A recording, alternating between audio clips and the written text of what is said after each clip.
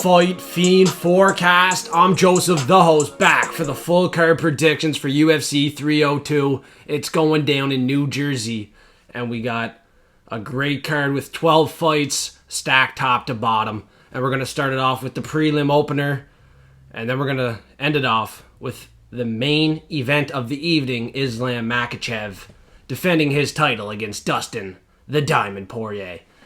So, like I said, this card is stacked, it's bound to be entertaining, and we are bound to make some bags of money. Let's start it off with the prelim opener. Lima against a short notice opponent now, Mitch Raposo. Now, stepping in on short notice, not going to be an easy task against an undefeated Brazilian fighter. You know I love my Brazilians. I'm going to be locking one in. Going back to the Brazilians this week on the lock of the week. Looking to get my streak hot once again. And Lima, he's undefeated. He got bit in his last fight a month ago. He didn't take any damage other than maybe a little wound on his arm there. He's going to heal up pretty quick from that. He didn't sustain any damage to the head. He looked dominant in that fight. And on the Contender Series, he looked dominant as well. A 14-1 opponent had nothing for him. He won that fight unanimously. And in this fight, he's going to win it on the judges' scorecards unanimously if he does not get the knockout finish. His level of competition is higher. He beat a guy that was 7-2 by knockout with his elbows. He knocked out a guy that was 4-0, and he knocked out a guy that was 4-2. When you look at the level of competition that Mitch has been fighting, well, he fought on the Contender Series 3 years ago against Jake Hadley, lost by rear naked choke in that fight, and then he won his last 4 fights, and all 4 of them were by finish. But the level of competition, 3-2, 4-2, 7-4, and 2-0. I don't think his level of competition is very good. After that loss on the Contender Series, he took a step down in competition. I don't like what I'm seeing from him. Like, he does look like he's improving, but against who, right? So, Lima should be the clear pick, clear favorite. He's going to get the job done, like I said, on the judges' scorecards unanimously if he doesn't get that knockout finish. He's knocked out higher level guys, 7-2, 4-0. He should be able to knock out this guy on short notice, but if he can't, he will get it done on the scorecards. He's probably going to be a lock of the week for me. And the next fight we're breaking down is a women's fight between Joselyn Edwards and Ailin Perez. Now, Joselyn Edwards, she's a girl that will fight for your money. She's a good underdog pick, and Perez is probably a little bit overpriced. I think she's too wide of a favorite. She did win 4 of her last 5. Her last 2 fights, she looked good. She beat Lucy Podolova, a common opponent now. Joselyn Edwards only beat her by a split decision. Now, Ailin Perez had better takedowns, control time, and that's what she will look to do in this fight. I think she will have success and win the fight. A lot of other people agree. 84% on Tapology agree, and 95% think she's getting the decision win. So that's what I'm predicting. That's what the forecast is going to say here. But at the same time, Joselyn Edwards, if you like her, at what, plus 210, 3-1, that's not a bad pick. If it goes the distance, it could be close.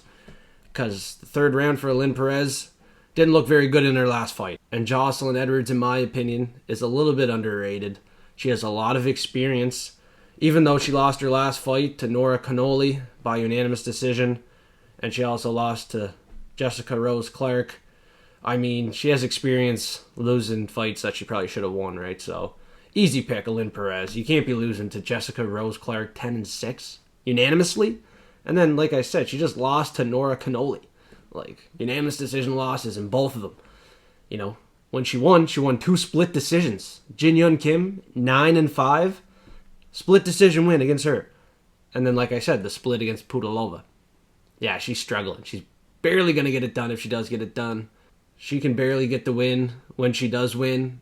I think Perez is going to take her down, control her, and dominate this fight for 15 minutes. I can't see a finish. Perez might chase it, but I don't think she'll get it. Joselyn Edwards is tough, has good submission defense. She likely can survive 15. And next up, we're breaking down Mickey Gall and Bassil Hafez. And this is one of my favorite fights on the card now because I want to see what Bassil Hafez looks like after fighting Jack Della Maddalena and taking him to a split decision. What a fight that was. Stepping in short notice. he looked like he belonged. Now, in the UFC, after 10 months, I think he's going to have a good run, a decent one at least. He should be able to get past 7-5 Mickey Gall, who hasn't fought in 2 years. Lost his last 2 fights. This is another lock of the week play, I would have to say. At minus 300, Bassil Hafez is money in the bag. He's looking for his first win inside of the octagon. He's training with guys that have been champions inside of the octagon, inside of the UFC, and they think quite highly of him. They think he's a beast. Even though he's 8-4, he trained super hard, and he is super dangerous. His last fight, he knocked Buddy out. The fight before that, he had a split decision win, and then his other win was a submission win. Triangle choke against an undefeated fighter. Can he submit Mickey Gall? You look at Mickey Gall's wins, he has a ton of submissions, so the submission defense should be good for Mickey Gall, but I wouldn't be surprised if it's not, and he gets caught in something, maybe a triangle choke, guillotine, something like that. He's also been knocked out 2 times, so Bassil Hafez by knockout seems like a pretty good play. If not, I mean, Mickey Gall has 3 decision losses, and one was to Mike Perry, and they cut Mike Perry and not Mickey Gall, and Mickey Gall lost to Alex Morono by a decision as well. And he lost to Randy Brown by a decision. And he got finished in the first round 2 years ago in his last fight to Mike Malott. I don't know what he's been working on in the last 2 years since that fight. I don't think he's going to be good enough to beat Bassil Hafez. I'm very confident that Bassil Hafez is going to win this fight. I'm going to be playing him on the money line and potentially looking at that knockout bet because Mickey Gall's striking is not very good. And fucking Hafez looks like a beast. He's yoked. If he lands one, if he pressures Mickey Gall, I mean, how hard was Mickey Gall training in the last 2 years? He's going to be looking for a Hail Mary submission. If he doesn't get it, I think he's getting caught and knocked out cold. Bassil Hafez for the win. Near 70% of Tapology has Bassil Hafez by KO out of the 91% that think he's going to win. And he only has 1 knockout win on his record. 4 submission wins, 3 decision wins. But yet 70% of people think he's getting the KO. He only has 1 of them in the 3rd round. Like, it didn't come easy, it didn't come quick. Why is 70% of Tapology thinking he's getting the KO in this one? Probably because Mickey Gall has been knocked out twice. Maybe it's wrong. Maybe Mickey Gall has been training hard in the last 2 years, but I don't think so. If he has, he's still going to lose the decision, which is going to force me to the money line instead of being greedy, trying to chase props. So that's my advice. Don't get too greedy. If you know who's going to win, take them on the money line, just in case they don't get the KO or the decision, something like that. Play it safe, play it money line. Let's get these bags. Come on, Bassil. And the next fight on the cards, we got Niko Price and Alex Morono. And we just talked about Morono beating Mickey Gall. Easy win for him. He has a ton of decision wins, though. So the problem for Morono now is he can't find the finish. The only guy he finished recently was Tim Means by a submission with a guillotine. Kind of a fluky one, I guess. Can he get a finish here against Niko Price? You would think. He has 5 knockout losses out of his 7. His chin is fragile. Let's say that. Not very good. He got knocked out to Robbie Lawler. He makes questionable decisions. His fighter's IQ isn't that high, in my opinion. Now, I enjoy a Niko Price fight. He puts it all on the line. He'll fight for your money. He'll win some fights that you don't expect him to win. But really, that's not happening lately. His only win was by a unanimous decision to Alex Oliveira. Couldn't get the finish, you know. Wasn't a fight that I thought he was going to lose. So I'm calling Niko's fights pretty good. But in his last one, I thought he was going to win. And he lost. It kind of looked a little scripted. He made some questionable decisions. Is he going to make the same decisions? Maybe. If he does, he might get finished against Morono, who is a great white shark in the water looking for blood. And my dog is going crazy right now upstairs, so maybe it's a sign the underdog's going to win. He's going to bounce back. Lost his last 2. And Morono has been win, loss, win, loss, win. Due for the loss, right? So, is the dog wound up in this fight? Probably. Most likely. If you're going to bet Niko Price, you take it when he's a 3-1 underdog. Clearly, you don't bet him as a favorite because that's not going to work out for you. Morono, you want to see more from him if you're betting on him as a favorite as well. He struggles to get the finish. He fights, decision fights. He beat Court McGee by a decision, an old fella. He was putting it on him, but just couldn't get the finish. Matt Semlisberger got a unanimous decision there. David Zawada, decision. Mickey Gall, you couldn't finish him, decision. So, if you're going to let Niko Price stay alive, second, third round, kind of worries me. If you're playing Niko Price, you play it inside the distance. If you're playing Alex Morono, you play it by a decision. Now, it's a tough fight to predict. I do think Alex Morono is a better fighter, more calculated, better fighter's IQ. So he's going to be my pick. But I'm not putting money on him. The next fight I'm forecasting is Phil Rowe and Jake Matthews. Now, how I see this fight going down is the Celtic kid, Jake Matthews, coming in here, forward pressure, high volume, looking decent in the first round, potentially getting hit with some big shots from Phil Rowe, making the round close, right? Phil Rowe, he's going to be technical, sharp, throwing with more power, and maybe mixing in some leg kicks. It's going to stop the takedowns of Jake Matthews. Matthews might look to grapple in this fight, get some takedowns going. Phil Rowe might use his takedown defense. He's been grappling. He's been working on that takedown defense, and he's going to keep it on the feet. And on the feet, this is going to be a problem for Jake, a big problem. Jake Matthews on the feet, I don't think he's that great. He submitted Darius Flowers in his last fight, and I think he's going to need a submission to win this fight. His other win, he knocked out Andre Fialho. Fialho. His chin is also fraudulent. So Fialho, his chin is fraudulent. I don't hold much value in that right cross KO win for Jake Matthews. I don't see him knocking out Phil Rowe. If anyone's going to get the knockout, I think it will be Phil Rowe. Phil Rowe won his last 3 fights against Niko Price, Jason Witt, and Orion Case when Case was undefeated. So, I think Phil Rowe does have the better power. More speed, he's going to be more technical with his striking, and he's going to find success. He can stop the takedowns. He can keep it on the feet. I think in that third round against Neil Magny, he made some mistakes. He lost that fight by split decision against a 27-10 Neil Magny, where if he pushed a little harder in that third round, if he would have kept his range, probably would have won the fight. Now in this fight, he has an 8-inch reach advantage. He has to keep it to the outside. He has to pick his shots, and he can't be fucking closing the distance with Jake Matthews. Like I said earlier in the prediction here, I have faith that he will keep it on the feet. His takedown defense will hold up, and he's going to keep it at range now. He's an underdog. If you don't agree, you don't have to. If you're thinking Jake Matthews is going to win, don't let me talk you off it. But if I did talk you off it and we cash, let's collect these big bags, because Phil Rowe is going to be the dog of the week. I'm going to have money on him. I'm going to play it by money line as well. Might have a little prop bet on this one too.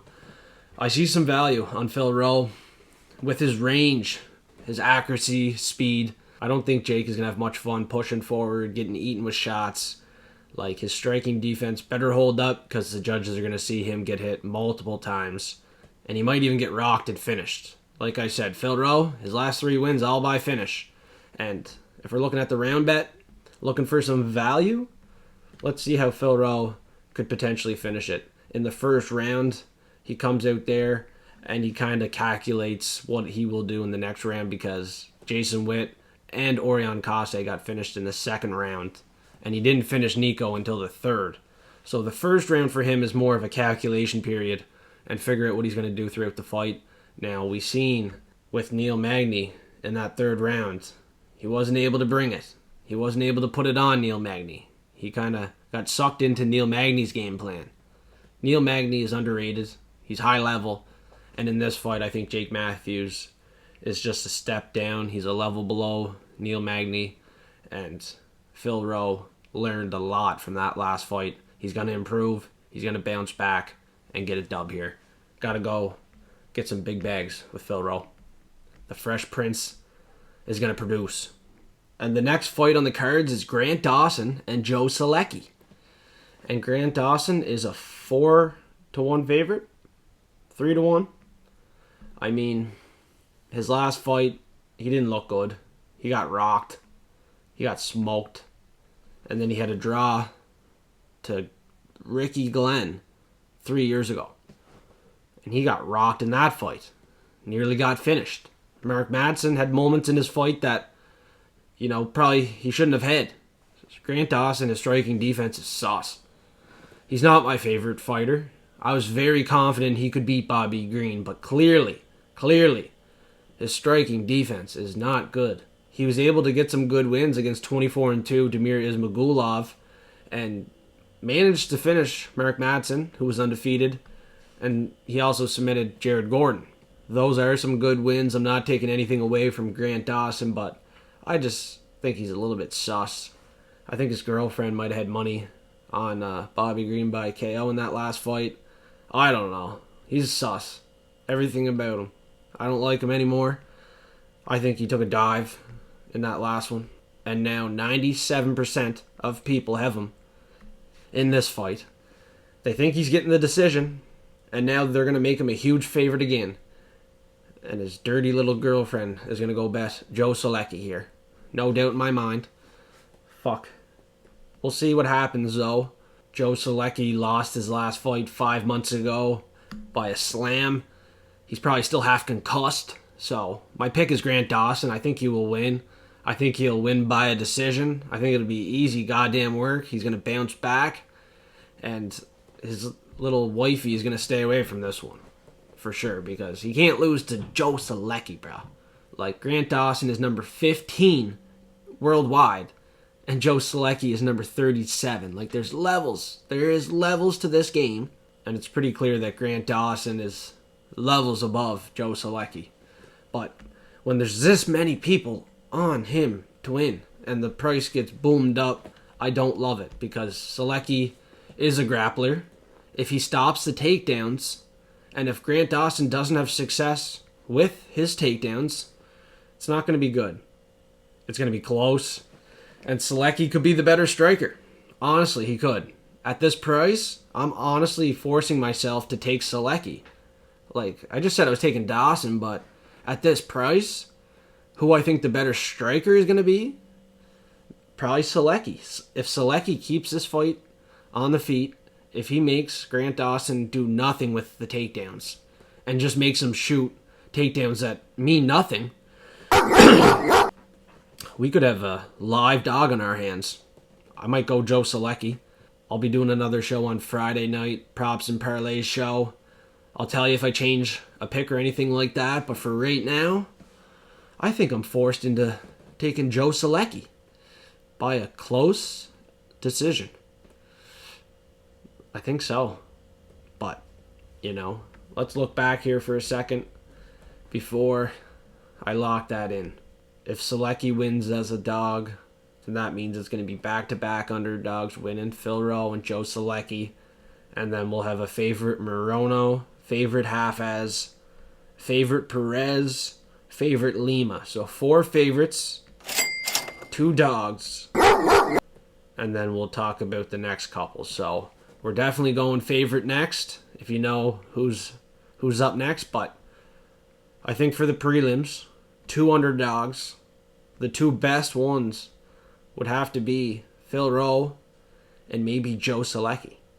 But, like I said, Grant Dawson is levels above Joe Solecki. I know that. I'm aware. We'll just see. We'll see. I don't think Niko Price is getting it done. I don't think Mickey Gall. I mean, Joselyn Edwards could, but likely not. And Mitch, unfortunately, he's stepping in short notice, saving the card a little. He's headed towards the ditch, so he's not winning. Yeah, maybe I'll go Solecki. Sounds crazy, but it might not be. We'll go Solecki for now. I'm aware of the danger. In this fight here, I said I was going favorite, but I don't even know if he's a favorite anymore, so you're going to have to check this out. Roman Kopylov and Cesar Almeida. This one's bouncing back and forth. It could be a coin flip. It pretty well is, in my opinion, now. If you're looking at it, if you're capping it, pretty tough to cap. You're looking at a guy that fought Alex Pereira, took him to a decision, also lost to him, has a lot of experience in the octagon with Pereira. Now, that's always good. He's going to be a technical striker. He's not going to push forward and throw bombs. He can, he will, but he's more on the back foot, composed, and technical. He's going to wait for Roman Kopylov to bring the fight to him. Now, no matter what Cesar does, I think he's in danger because Roman Kopylov possesses the power, he possesses the speed, and speed kills. Now, if he's going to be fast and powerful, I don't think Cesar Almeida is going to stand a chance. You see a head kick win for Kopylov as well. He's super dangerous. Has a liver punch. His precision is next level. He knows where to throw his punches. And coming off a loss, he's probably pissed off, ready to get back in the win column. I got to think this is a revenge bounce back spot for Roman Kopylov. He's ready to go. Even though he's from Russia, you would think he's a good grappler, can get back to his feet easy, but that's not the case for Kopylov. But luckily in this fight, he's not going to have to worry too much about takedowns and getting controlled to Cesar Almeida. Cesar will want this fight on the feet, and he's going to try to make Kopylov miss and get tired and walk into a big, powerful shot. Now, Cesar Almeida, unfortunately, if you like him, 5-0 undefeated, you got to look at the level of competition.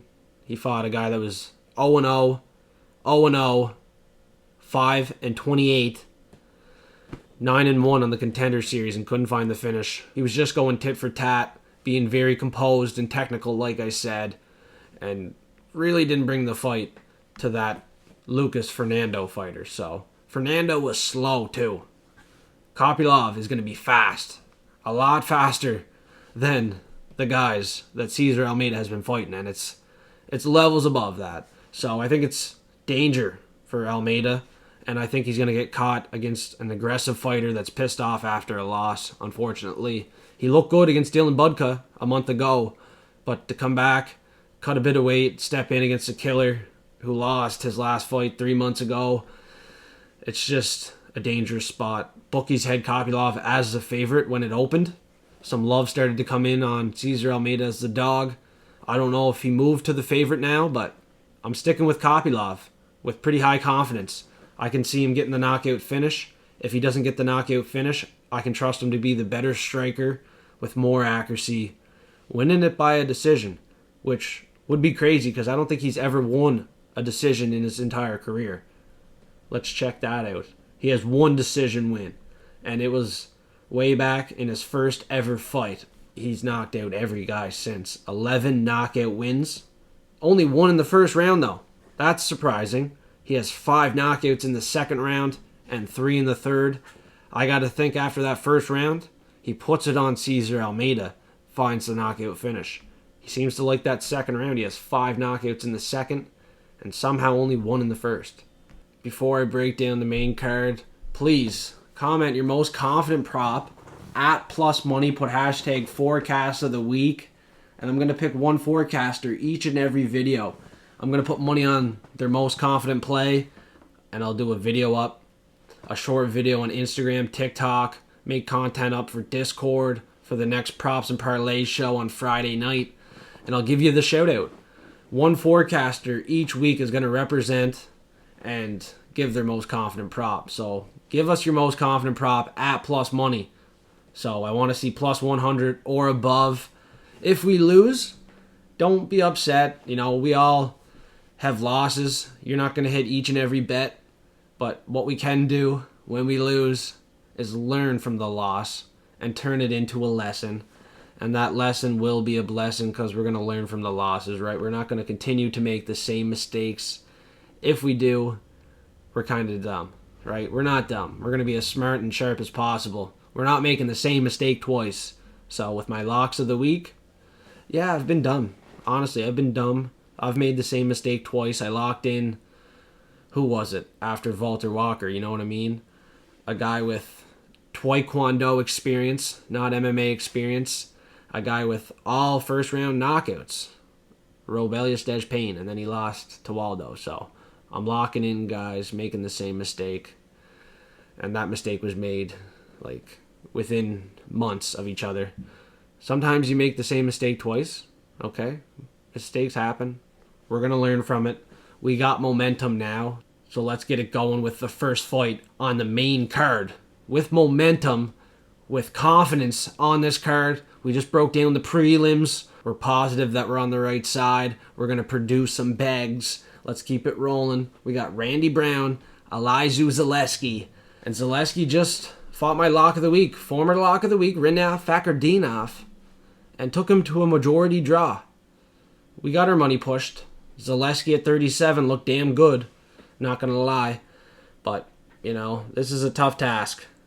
The reach advantage for Randy Brown at 78 inches versus 73 for Zaleski is going to be very significant. I think Rude Boy Randy Brown is going to stay at distance, be technical and sharp, and find the win. No matter what, Randy Brown is going to have a game plan to be successful in this fight, and Zaleski at 37 will start to gas. Now, his last fight, he managed to get the majority draw. He won 2 fights before that, but, he had some time off. He fights about once a year. Last year, 11 months ago, he fought Ubakar Nurmagomedov, took him to a split decision, won that fight. 2 years ago, fought Benoit Saint-Denis, won that fight unanimously. Saint-Denis was undefeated. That was a big win for him. Like I said, he's fighting once a year. He's not the most active. 3 years ago, he lost to Muslim Salikov by split. So, I think Rude Boy Randy Brown with 5 fights in the last 2 years is too active, too good, and he's 33. He still has way more time inside of the octagon, a lot more time with the UFC, with the company. I think he's a company man. I think he's getting it done, and there's not much more to break down. Zaleski got lucky. He got handed a majority draw in that fight because he did lose, in my opinion. My lock of the week was money, Rinat Fakardinov, but it is what it is. Zaleski battled back strong. He's always dangerous, but with that big of a reach advantage and Randy Brown being that active, you got to think he can stay safe, stay to the outside, and get this one done. He had a knockout finish in his last fight, but he's usually going the distance. He took Wellington Turman to a decision. He took friggin' Francisco Trinaldo to a decision. I can't bank on Randy Brown for a finish. I don't think that's going to produce some big bags. It could. I just feel better taking Randy Brown on the money line. Like I said, if you know they're going to win, if you're confident that a fighter will win, just take them to win. Don't get greedy. Don't get crazy with it. Just take them to win. If you want to attack some props, you have some money saved up, some extra money, play some props, stuff like that. But we're getting serious. We're going to secure some bags. And it's going to happen on the money line. We're going to play them to win. And the next fight on the card, we got Jailton Almeida and Alexandr Romanov. And Almeida just came off his first loss in the UFC. Curtis Blades. I'm pretty sure I had Curtis Blades as well. I'm pretty sure I said he was going to knock him out. Pretty sure I said Jailton Almeida had sus striking. Kind of like Grant Dawson's. I think I said that. But that's in the past, right? This is a new fight. Romanov does not have the power. He doesn't have the speed. The dude friggin' eats McDonald's every night, so his cardio isn't the best. What are you going to do? I'm going with the specimen. The guy that looks like he's working out every single goddamn day, ripped as fuck. He's going to pick up Romanov and throw him to the ground. Hop on the back, sink in a rear naked choke. Because his striking is sus. He doesn't have the weight and power at heavyweight. So what he's going to do is dominate the grappling, sink a submission, and he's going to suffocate Alexandr Romanov, just like Romanov suffocates his mouth when he's eating McDonald's every evening. Some people might think the jig is up for Jailton Almeida, but he's still got it. He's still decent, and he might not be a world beater or a champion, but he's going to be top 5 still. His grappling is pretty dominant. UFC is going to keep him around. He's 32. He's quick. And he's going to be dominant with the takedowns. There's no doubt in my mind he's going to get him. I just have a weird feeling and can almost envision it that Almeida's going to get on the back and sink a rear naked choke. That's what I'm seeing. That's what I'm forecasting. Ever since I seen this fight got booked. I know Almeida was supposed to fight Volkov. And Volkov knocked out Romanov. So that's just saying something there. They were giving Almeida a step up from Romanov. Volkov stepped out. They gave him an easier test. I think Almeida passes with flying colors here with a submission win. And it's probably going to come early rather than in the third round. He's going to find it in the first or second round, seal the deal, and prove that he's still got it, right? He's won every single fight in the UFC other than that one to Curtis Blades. He's still a beast. He's still a fucking specimen. I'm not going against him, that's for sure. Now, he had a big win against Jairzinho Rozenstruik, first-round submission. He had a first-round submission against Anton Turkalj, first-round submission to Parker Porter. Level of competition, you can argue it's not the best, but he's getting the goddamn job done in the first round. I'm riding with Jailton Almeida. Now, if you go back and watch the Curtis Blades prediction that I had against Jailton Almeida, I'm almost positive I had Curtis Blades.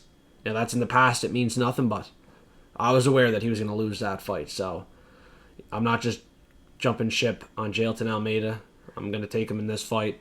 And I was well aware of his striking defense and how sus he is on the feet. And that's why I took Curtis Blades. Blades has power, and he's a big boy.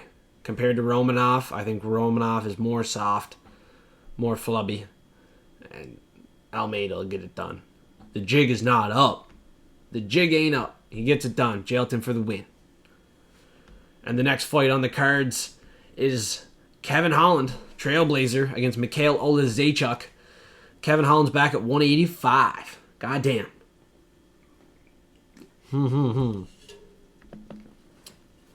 And we talked about Niko Price, how he had 5 knockout losses out of his 7. Now we got a guy with 5 submission losses out of his 7. So this is another spot where you can look at the props. Look at Kevin Holland by submission, right? I said it in the last 2 Kevin Holland fights, though. That's the problem. I had him locked in against Michael Venom Page. Some of you might remember that. Holy shit. I wasn't even sweating. I was just like, what the fuck is this? Right? I just knew I was getting fucked. I knew Michael Venom Page was going to win that shit. You know what I mean? Like, as soon as the first round was over, I was like, yeah, I'm fucked on this bet. And I locked him in. Made him the lock of the week. So you learn from stuff like that. Losses into lessons. Can we make it a blessing? Are we going to make the same mistake twice? You know what I mean? Are we going to be dumb here? I don't know. I don't know. I can't predict a Kevin Holland fight anymore. He's moved to 185. What I think is set up in this fight, or what I believe is set up in this fight, is Kevin Holland for the win by sub. Michal Oleksiejczuk has fucking 5 submission losses out of his 7 losses. It sticks out like a sore thumb to me. A lot of them coming in the very first round. Easy submission wins. If Kevin Holland can get this fight to the ground, if he can find success, he gets it done. Once he sinks in that submission, there's no unsinking it. I don't think Michal Oleksiejczuk is going to get out of it. I don't think he can survive. I think he's going to be ready to tap right away. That's my opinion. That's what I'm envisioning. I got to go with it. I'm going to ride with what I'm feeling. Now, if you disagree on anything that I say, ride with what you're thinking. Maybe give it as forecast of the week, right? If you're disagreeing on a fight, that's a perfect fight to go in and put forecast of the week. Because then it kind of gives me a hedge bet opportunity as well, right? So help me save my ass. Have some fun. You know, we're here for fun. We're here to have some fucking entertainment, but also to make some money. We always want to make some money, but we got to have fun with it. So if you like to disagree with a pick, instead of being rude, let's have fun with it. You know what I mean? Be forecast of the week. I'll put some money on it maybe. I'll pick one forecaster each and every week though.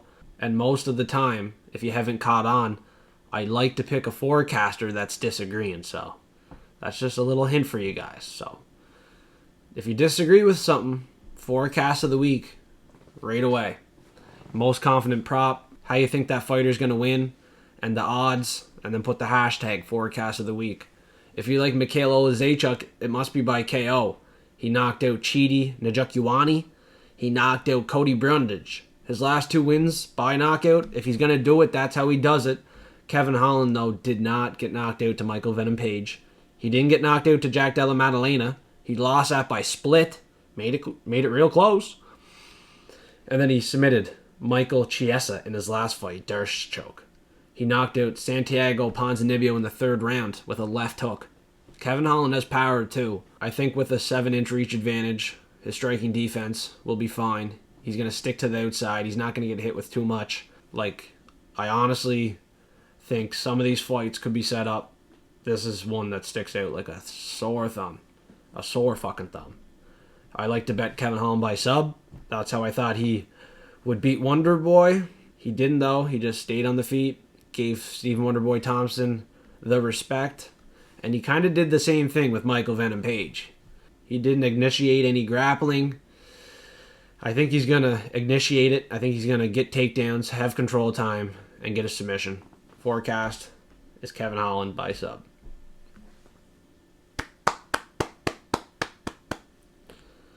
Let's get it. Let's get it. Sticking out like a sore thumb.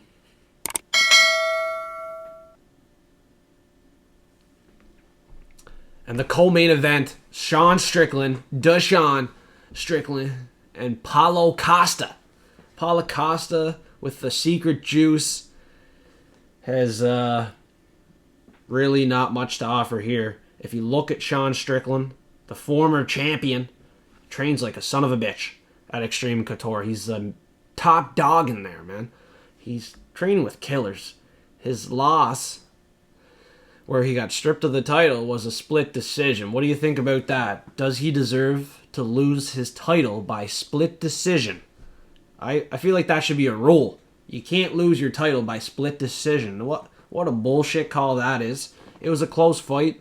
Some people might be biased. Maybe the UFC wanted a champion from South Africa. I don't know.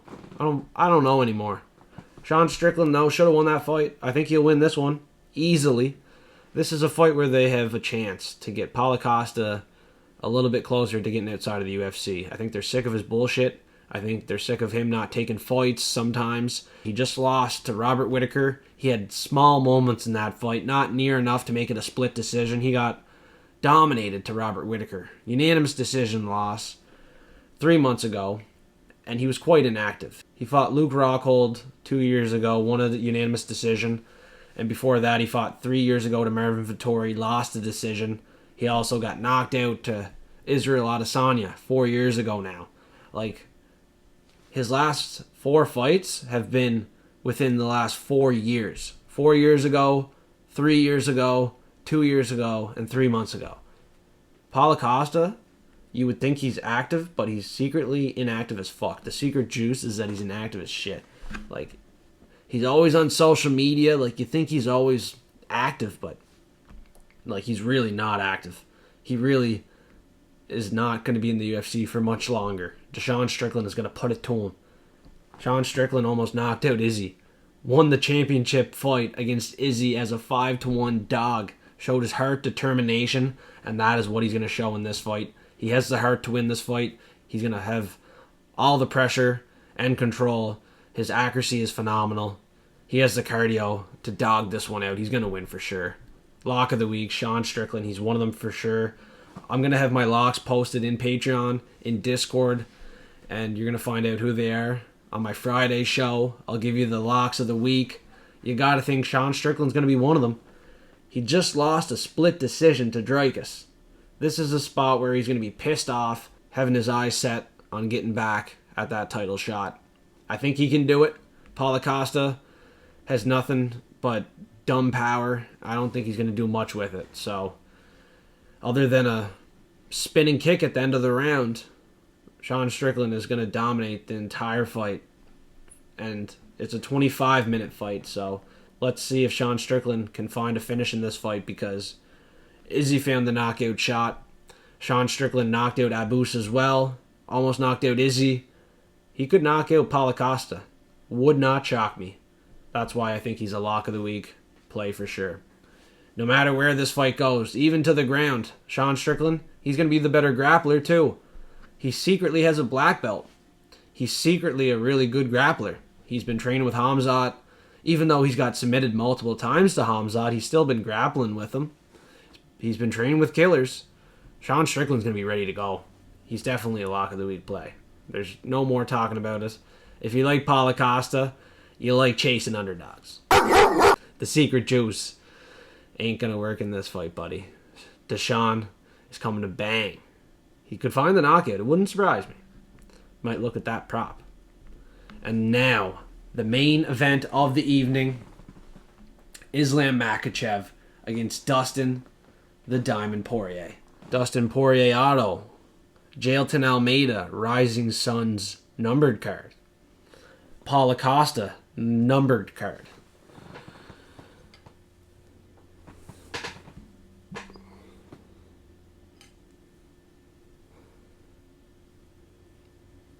It ain't happening. I don't think he's going to win. It's a puncher's chance. Islam Makhachev is pound for pound the best fighter in the division. I think he could honestly beat guys at 170. Give him the fight at welterweight. Makhachev would probably beat Leon Edwards, Colby Covington, Belal Muhammad. Easy work. You disagree? Let me know in the comments. I think Makhachev is going to be the next double champion inside of the UFC. I believe that. Dustin Poirier, this is going to sell. A rematch of this fight would sell. Makhachev Poirier 2 would sell big, but I don't think Dustin's winning. It's a puncher's chance. He just fought Benoit Saint Denis, and Benoit Saint Denis is levels below Islam Makhachev.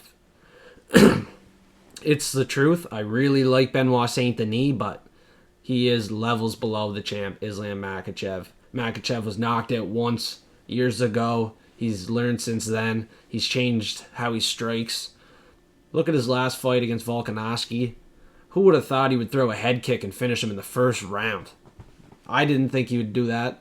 I thought he would get the finish. I thought it would be under 3.5, under 4.5 rounds, but to do it in that style of fashion, he made easy work of the former pound-for-pound best fighter in the world. And he beat him twice. He beat him by unanimous decision. Before that, his grappling, takedowns, control time is just next level. And Dustin Poirier struggles there. Like, if you look at his title shot before this, it was to Charles Oliveira, and he got submitted. You got submitted to Charles. And now you're going to fight a guy that submitted Charles. Now, MMA math at this level matters. It works out. Like, if Makhachev submitted Charles Oliveira that easy, and Oliveira submitted Poirier that easy, I mean, there's levels to this game. There is levels. And Makhachev is him. He's levels above the Diamond. Now, the Diamond, it's a beautiful card. I love him as a fighter. I wanted him to beat McGregor when he fought him that time, but Father's plan. Islam Makhachev for the win. Inside the distance. Under 3.5 rounds. Once again. Probably under 2.5. Father's plan. Submission. He's going to submit Dustin Poirier. MMA math is going to work out. Now, you'd be shocked if it didn't. If he can knock out Poirier, that'd be a bit wild, but I think he's going to get into danger if he keeps it on the feet with Poirier for too long. He's aware of that. Poirier did get knocked out quite bad to Justin Gaethje with that head kick. So I could see a world where Makhachev throws a head kick and Poirier just gets caught and goes down. Unlikely situation there. I got to think Makhachev drops him, Poirier's still alive, and the job gets finished with a submission. Or Poirier just cannot stop the takedowns and gets submitted. Same way he got submitted to Khabib. Same way he got submitted to Charles Oliveira. And the same way that Makhachev beat Oliveira. So, the MMA math should probably work in this fight. It should calculate and have no error. Islam Makhachev and still. And if you have an outcome on this card that's your most confident or one that you think's going to hit, let me know in the comments below. Put hashtag forecast of the week and make sure it's above the odds of plus 100. Don't give me obvious bet like someone by knockout and it's not even plus 100. We need to get that plus money. Make sure it's at plus 100 or above. Make sure it's your most confident prop. And if it's not your most confident prop, make sure it's valuable. Plus 1,000 for someone by a third round submission. Give it to me. Hashtag forecast of the week. I'm going to choose one each and every week. and put money on it, make content up, give you a shout out. So let me know your most confident prop at plus money. I can't wait to hear from you. And like I said, if you want to disagree with a fight and you know how that fighter's going to win and beat my pick, let me know your most confident or most valuable prop at plus money. The hashtag for forecast of the week is also needed, so don't forget about that. Put the hashtag forecast of the week. Let's get the algorithm going. Let's keep the momentum rolling.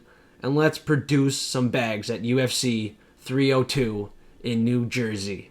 We've been in New Jersey before. We did predictions in New Jersey before. It went pretty damn good. Now, this is my second time back doing some picks in New Jersey, and I can't wait. It's going to be a fun card, a big pay-per-view, stacked top to bottom, 12 fights, and we had a week off, so I'm pretty horned up to make some bets, put a bunch of money down.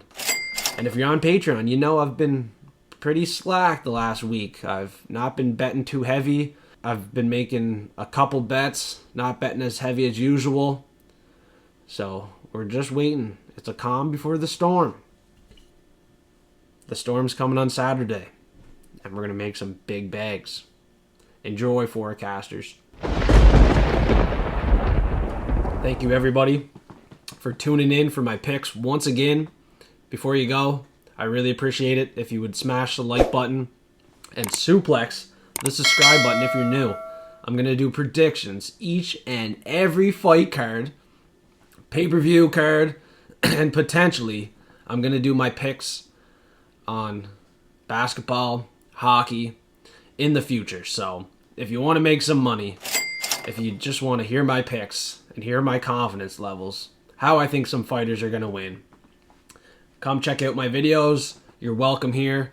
But if you're going to be rude, if you're going to be talking shit with other forecasters, you got to go, and you're going to get blocked from the channel. It is what it is. We're growing. We're near 1,000, and we're going to keep the community fun, entertaining, respectful. That's what we're going to do around here. Thanks, everybody, for tuning in. Let's make some goddamn money. Let's go. Let's get it. No slacking. Right to it. Big money down this week. We slacked last week. We want to win some money. I'm making a week's worth of money in one goddamn night. Saturday night. Tune in. Fight Fiend Forecast. Back on Friday. Props and Parlay Show. We're ready to get it. Let's get it. You know what to do. Suplex the subscribe button. Smash the like button. Patreon is $5 a month. Discord's free. Let's get it. Let's go. This is not over. Levels to this fucking game. Go get an orange juice or an apple juice.